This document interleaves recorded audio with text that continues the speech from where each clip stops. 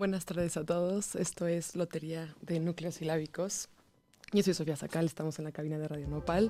Gracias por estar aquí en un episodio más. El día de hoy estoy muy emocionada porque vamos a hablar de una de las lenguas que más me interesa y que nunca me he podido acercar a ella, pero que esta fue una buena, o será una buena invitación para hacerlo.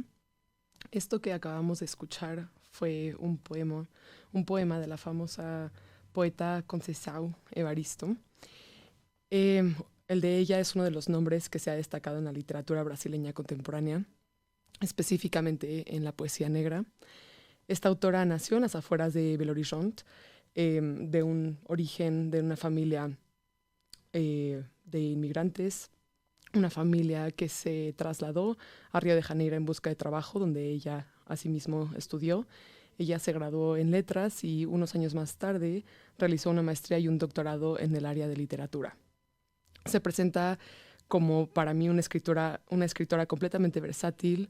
Su poesía es profunda, habla de temas como la migración, habla de temas como la negritud, de temas como el ser mujer, específicamente en un territorio como el Brasil.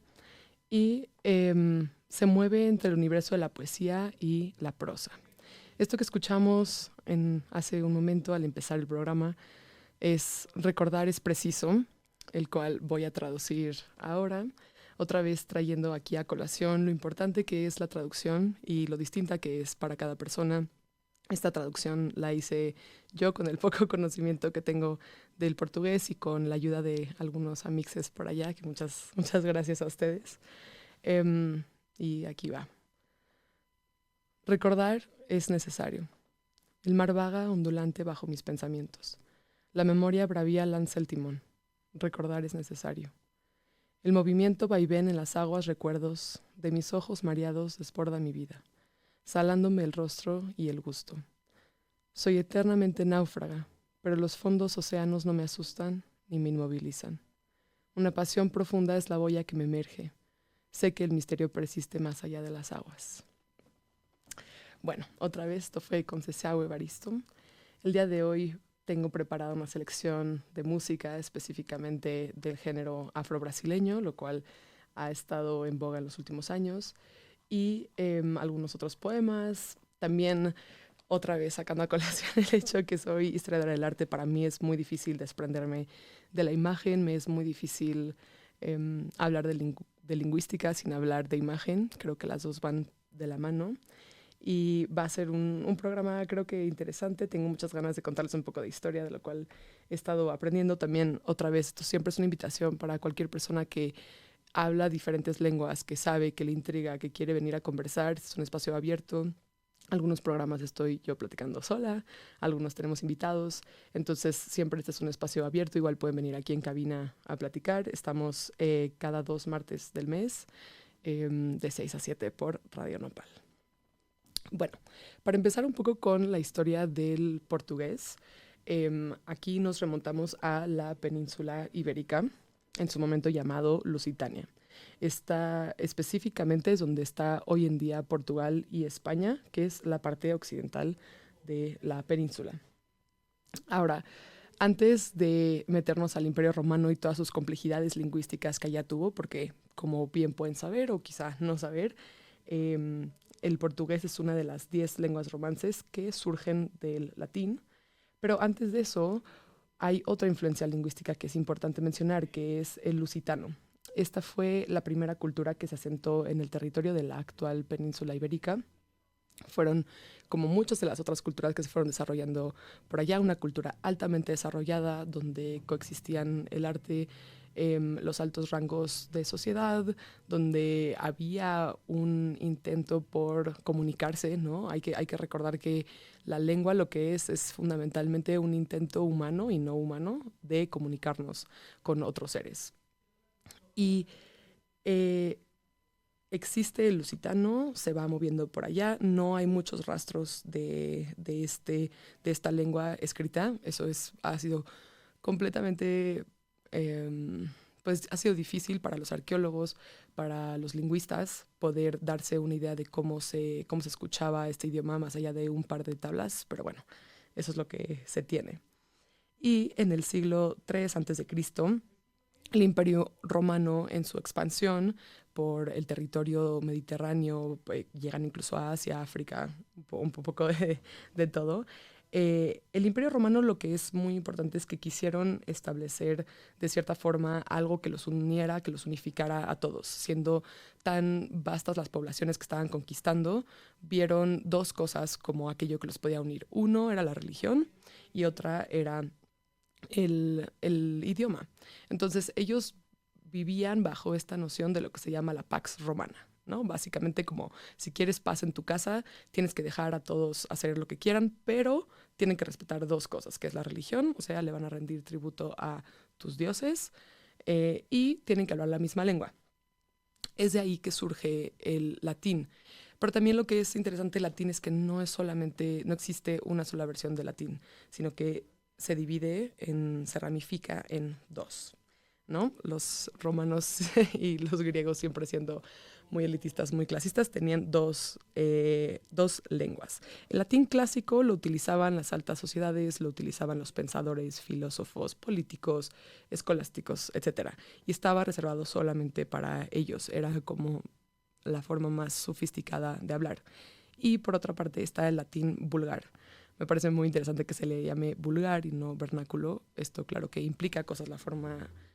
Creo que algo que me he dado cuenta en este programa y en la vida en general es que la forma en la que nombramos las cosas importa y tiene un impacto importante. Entonces, y desde ese momento se autodominaba latín vulgar. Es básicamente la lengua de la gente. Es lo que la gente común habla, es lo que se usa en la cotidianidad, en los mercados, en los espacios sagrados entre la gente normal, no entre como el clero, pero bueno, es la lengua de la cotidianidad.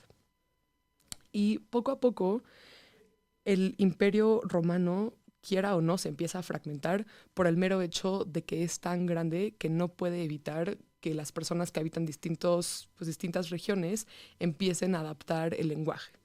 Ahora, el lenguaje, hablando en términos lingüísticos, es una cosa que siempre está viva. En el momento en el que se pierde la posibilidad de que el lenguaje evolucione, de que el lenguaje se transforme, se adapte, cree nuevas palabras para conectar con estas nuevas realidades, ¿no? En el momento en el que eso deja de suceder, se pierde, se muere. Entonces, el latín va asentándose en estas distintas regiones y dependiendo de las necesidades de cada persona, de cada región, de cada comunidad, es que van surgiendo distintas lenguas, lo que hoy en día son las lenguas romances, que son 10, ahí les van.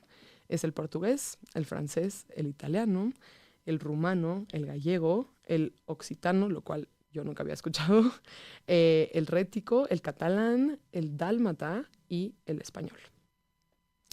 Hay muchas de las cuales hablar, cada una tiene sus propias particularidades. Hoy tenía ganas de detenerme en el portugués. Ahora, al portugués se dice que es el nieto del latín y el hijo del gallego.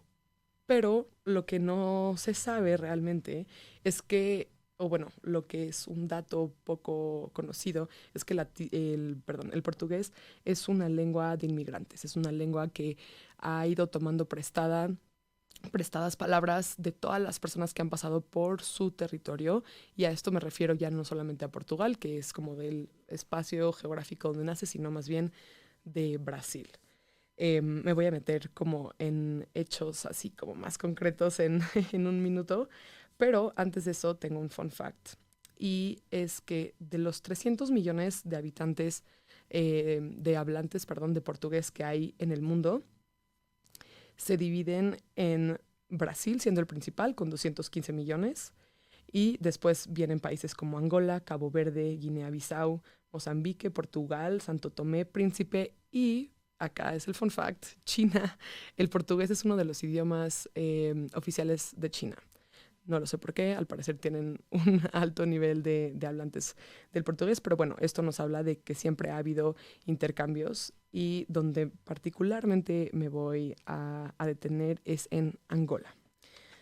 Ahora, Portugal, a diferencia de otros estados como quizá Italia o como Alemania, se consolida, se unifica en el siglo XII. Esto es bastante temprano en el sentido en el que va consolidando un sistema, un gobierno, una fuerza armada, y al tener un contacto tan cercano con el mar, claro que su desarrollo tecnológico náutico es impresionante, ¿no? Entonces ellos son de las primeras personas, de los primeros estados en empezar a enviar naves a diferentes partes del mundo, inaugurando lo que se ha llamado en, no sé, en la historia decimonónica, la era de los descubrimientos. Yo hoy en día, como muchos otros, argumentaría que no es un descubrimiento, es una exploración, es una invasión, es una colonización, ¿no? Pero bueno, así lo llamaban en ese momento. Y a donde llegan principalmente estas naves y estos exploradores, estos como, eh, ¿cómo los llamaremos? Estos viajeros, ¿no? Llegan principalmente a las costas de Brasil y de Angola. Ahora, Angola es uno de esos territorios ampliamente diversos. O sea, si la cantidad de familias lingüísticas que coexisten en ese territorio es una locura. Pero de las tres principales, y menciono tanto a Angola porque fueron las olas de, o sea, Brasil recibió la mayor cantidad de esclavos africanos de Angola, y además porque la riqueza lingüística de la que provienen influyó de manera sustancial al portugués. Ahora, como mencionaba, hay varias lenguas bantúes en África, en lo que hoy son diferentes países. En su momento eran tribus, eran comunidades, pero especialmente las que se encontraban como en ese territorio del cual hay un saqueo humano y que vino a llegar a lo que hoy es Brasil, son tres. Es el Kimbundu, que es la lengua de los Mundu, una región, bueno, la región de Angola que es Luanda-Malonge, Luanda, la actual capital. Luego está el Kikongo, que es la lengua de los pueblos de los bosques tropicales de actualmente la actual República Democrática del Congo, la República del Congo y Angola. Pero también, interesantemente, hay muchos hablantes en el Caribe, otra vez por estas olas y estas olas de esclavos que hubo que llegaron a Brasil como al Caribe. Y por último está el Umbundu, que viene de los pueblos Ovimundu de las sierras centrales de Angola.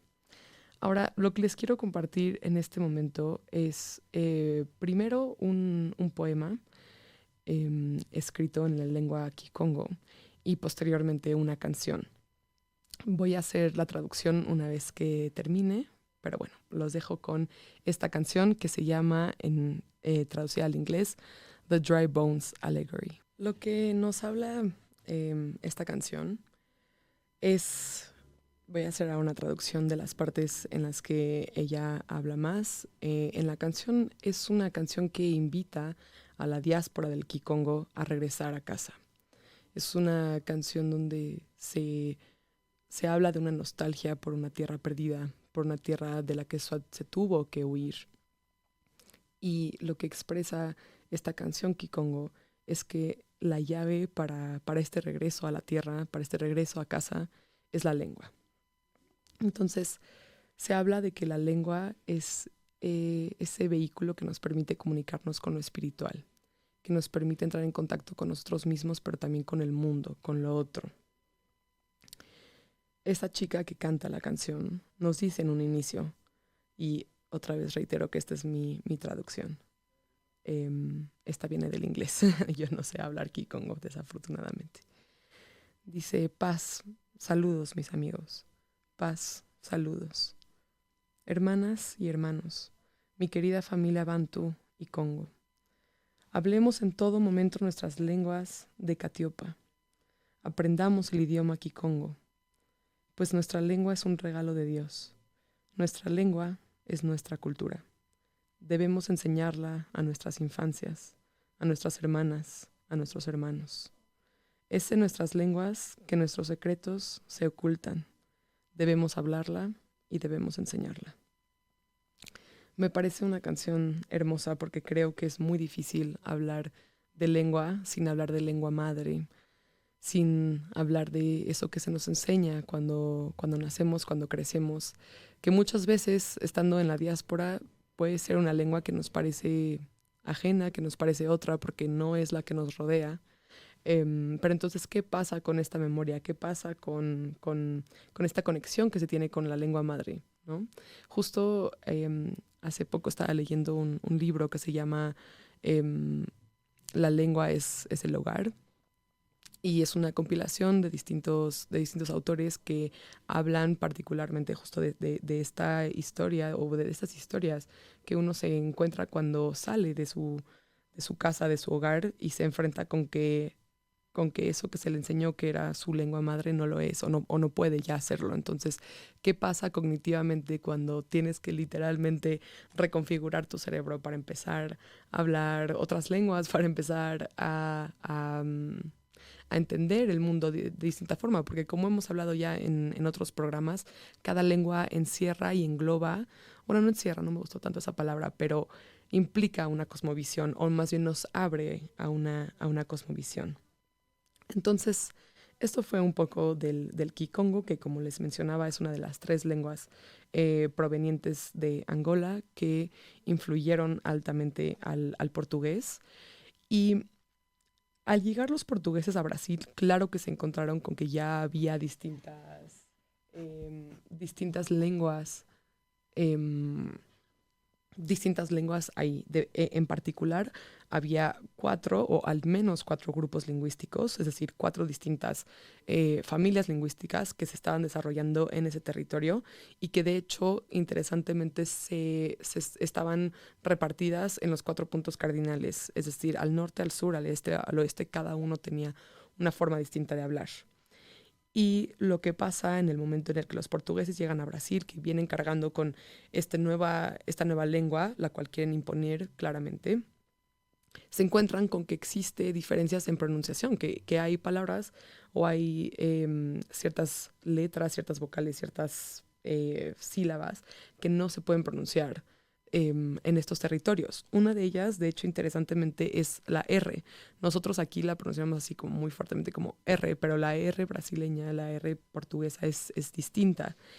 Y se encuentran con que la gente ahí no puede pronunciarla de la forma en la que ellos la pronuncian, que además es una imitación de la R francesa. ¿Por qué? Porque el imperio portugués siempre estaba viendo al imperio francés a ver qué estaban haciendo y cómo podían básicamente modelarse pues frente a su imagen, ¿no?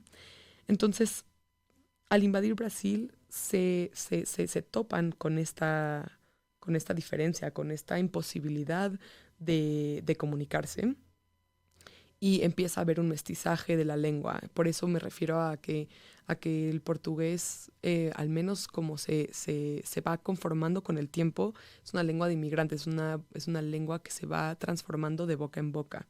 Y que además, siendo Brasil un territorio tan grande, tan distinto, con tantas distintas topografías, pues evidentemente cada quien va utilizando, agarrando lo que necesita, los sonidos que necesita, incluso la naturaleza, para moldear su propia realidad. Y es aquí donde quiero sacar un concepto que me interesa muchísimo, que es la antropofagia, ¿no? En el siglo pasado, siglo XX, a principios más o menos en toda esta época vanguardista donde todos, al parecer, todos los artistas están saliendo como de estos conceptos canónicos, estos conceptos ya muy anticuados, como muy que ya no les funcionaban, sino que estaban sirviendo más como de cadenas de entendimiento del mundo. Con la vanguardia viene una necesidad de romper con todo lo pasado. En Europa sigue una tradición muy, muy específica, que muchas veces en Latinoamérica era copiada, ¿no? En Latinoamérica se nos ha hecho creer que tiene que ser modelada detrás de Europa, que siempre todo lo que ahí pega primero tiene que venir acá y luego va a agarrar aquí. O sea, es como, no, ahí falta una complejidad de lectura, una lectura como mucho más crítica. Y es por eso que el concepto de la antropofagia nos va a servir mucho. Ahora, este concepto lo introduce un escritor llamado Oswald de Andrade en 1928, en justamente el Manifiesto Antropofágico.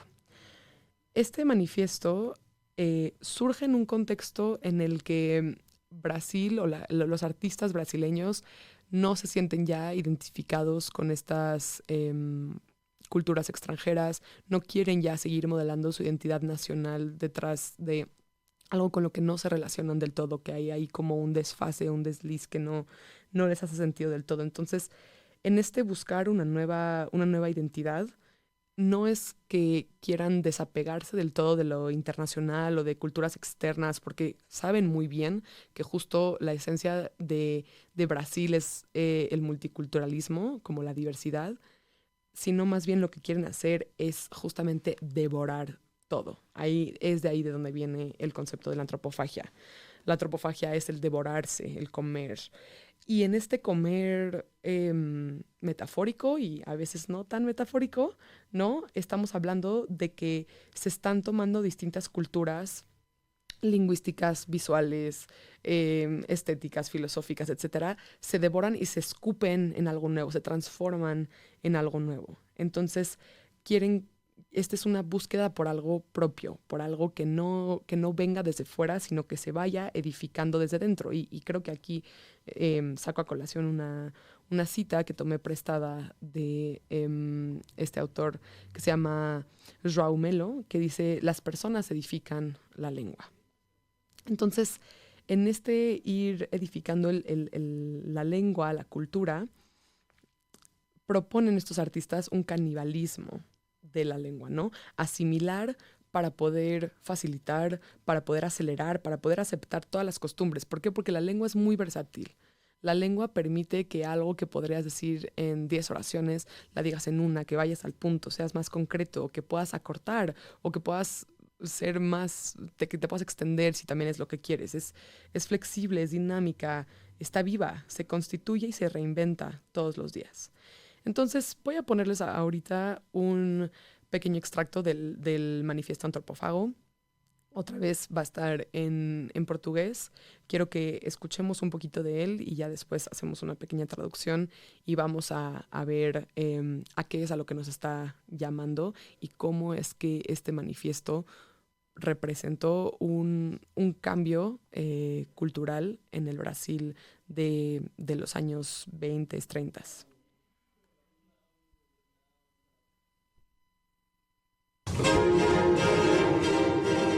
Manifesto Antropófago. Só a antropofagia nos une, socialmente, economicamente, filosoficamente. Única lei do mundo, da expressão mascarada de todos os individualismos, de todos os coletivismos, de todas as religiões, de todos os tratados de paz. To be or not to be, that is the question. Contra todas as catequeses e contra a mãe dos gracos. Só me interessa o que não é meu, lei do homem, lei do antropófago. Estamos fadigados de todos os maridos católicos suspeitosos postos em drama. Freud acabou com o enigma mulher e com os outros sustos da psicologia impressa. O que atropelava a verdade era a roupa, o impermeável entre o mundo interior e o mundo exterior, a reação contra o homem vestido. O cinema americano informará. Filhos do sol, mãe dos viventes, encontrados e amados ferozmente, com toda a hipocrisia da saudade pelos imigrados, pelos traficados e pelos touristas, no país da cobra grande. Foi porque nunca tivemos gramáticas, nem coleções de velhos vegetais, e nunca soubemos o que era urbano, suburbano, fronteiriço e continental, preguiçosos no mapa-mundi do Brasil. Uma consciência participante, uma rítmica religiosa, contra todos os importadores de consciência enlatada, a existência palpável da vida e a mentalidade pré-lógica para o Sr. Lévi-Brou estudar.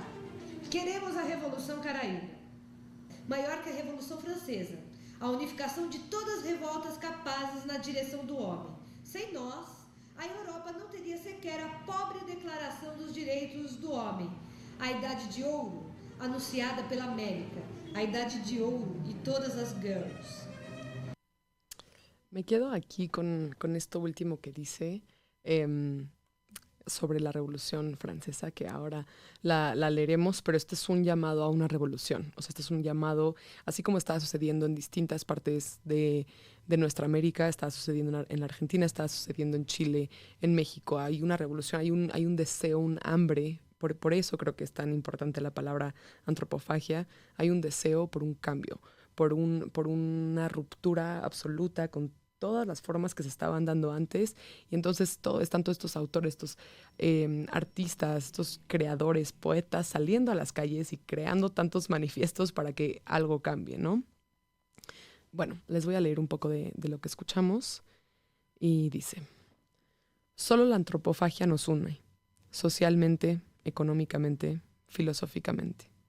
Única ley del mundo, expresión enmascarada de todos los individualismos, de todos los colectivismos, de todas las religiones, de todos los tratados de paz. To be or not to be, that is the question. Contra todas las contra todas las catequesis y contra la madre de los gracos. Solo me interesa lo que no es mío. Ley de hombre, ley del antropófago. Estamos cansados de todos los maridos católicos sospechosos en situación dramática. Freud puso fin al enigma mujer y a otros temores de la psicología impresa. Lo que obstaculizaba la verdad era la ropa, el impermeable entre el mundo interior y el mundo exterior, la reacción en contra del hombre vestido. El cine americano informará. Hijos del sol, madre de los vivientes, encontrados y amados ferozmente, con toda la hipocresía de la nostalgia por los inmigrados, por los traficados y por los turistas, en el país de la cobra grande. Fue porque nunca tuvimos gramáticas ni colecciones de viejos vegetales, y nunca supimos lo que era urbano, suburbano, fronterizo y continental, perezosos en el mapa mundi del Brasil. Una conciencia participante, una rítmica religiosa, contra todos los importadores de conciencia enlatada, la existencia palpable de la vida y la mentalidad prelógica para la que estudie el señor Lévi-Brühl. Queremos la revolución caraíba, más grande que la revolución francesa, la unificación de todas las revueltas eficaces en la dirección del hombre. Si nosotros, Europa no tendría siquiera su pobre declaración de los derechos del hombre.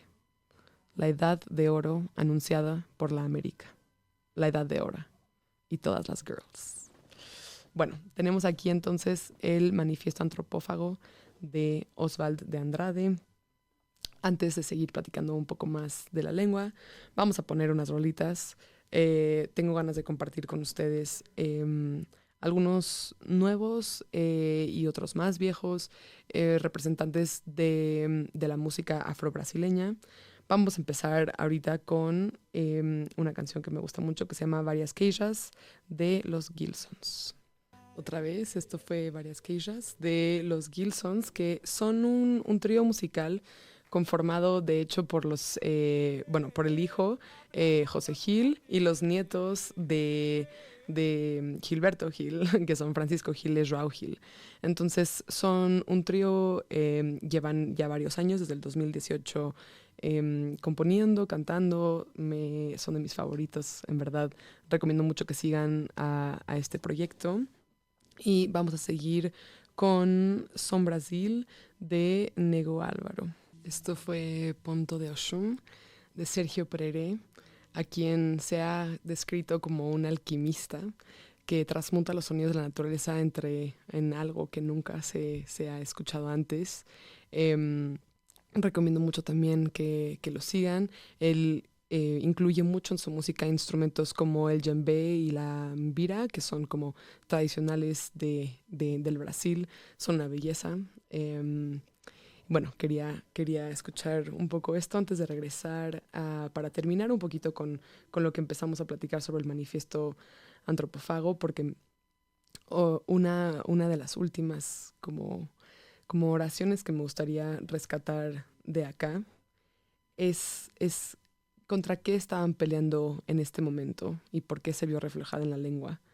Estaban en contra del mundo reversible y las ideas objetivadas, cadaverizadas, el stop del pensamiento que es dinámico, el individuo víctima del sistema, fuente de las injusticias clásicas, de las injusticias románticas y el olvido de conquistas interiores. Recorridos, recorridos, recorridos, recorridos. El instinto Caraíba. Oswald de Andrade habla de que antes de que llegaron los portugueses, antes de que los portugueses descubrieran al Brasil, Brasil había ya descubierto la felicidad.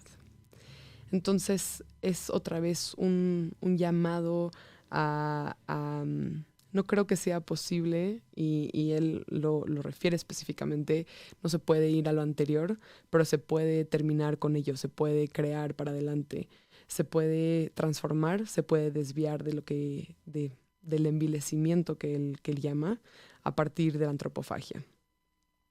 Habla de que todos debemos de ser antropófagos, de que tiene que haber un deseo por la antropofagia, y ese deseo se debe de cultivar. ¿En qué? En nuestros idiomas, en nuestras imágenes, en nuestras cotidianidades, debe de permear todo.